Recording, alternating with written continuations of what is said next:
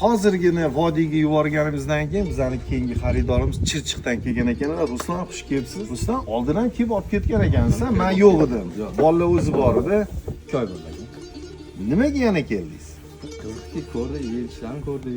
Chaq ko'rdik, xudo xolasa 1 oyda plus minus 10 kilodan qo'shdi. Mashalloh. Bizdan olib ketgan qo'zlaringiz oyiga 10 kilodan qo'shdi. Qaranglar, men unaqa boqolmayman.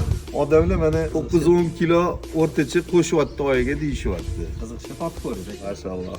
Mana hozir yana ikkita qo'zi qo'chqordan tanlandi. Bitta sarig'idan, bitta qorasidan. Ikkalasi birgalikda mana 110 kilo vazn ko'rsatdi. Xudo xolasa mana ikkalasini shundan mashinaga joylashtiramiz. Ana to'plab ko'ringlar-chi, kalkulyatoriz bormi? Ko'ringchi. 110, 122 bo'ldi.